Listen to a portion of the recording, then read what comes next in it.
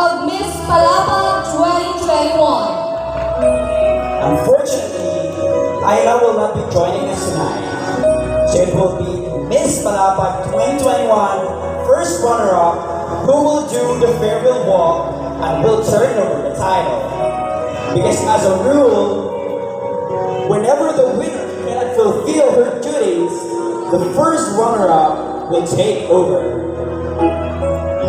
Ladies and gentlemen, for the last time, let us give a warm applause to Sakia Maria Quezal Boy Miss Palapag 2021 first runner-up.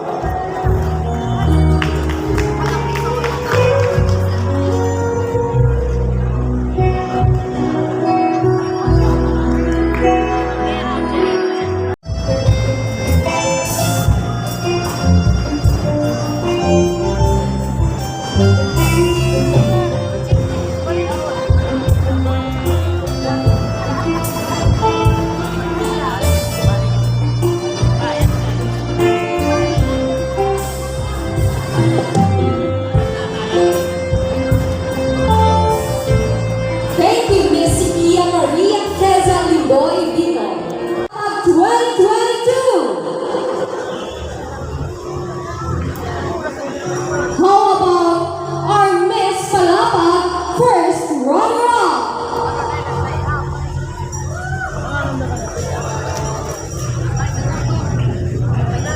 You know, Cheryl, I think we're having a quiet audience because maybe they're tired of the parties that they had a while ago. So I think we have exceeded the suspense already. So it's time to announce it, Cheryl.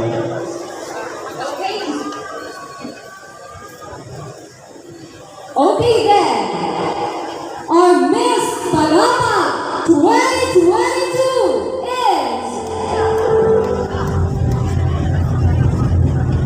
garnering the amount of 116,320 pesos.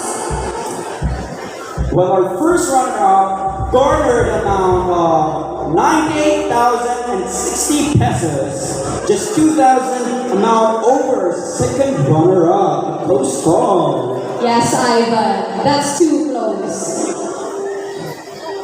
Our Miss Palapag 2022 is... Drum roll, please.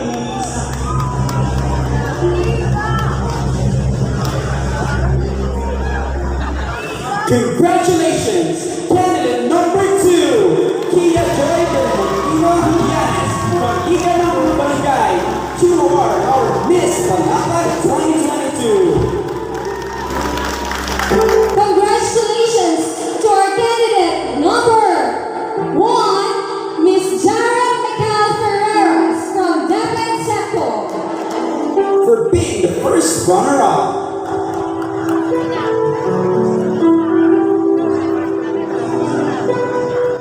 The first runner-up will receive the sash from her parents. From Mr. Ricardo and Luella Ferreras. While the bouquet will be handed by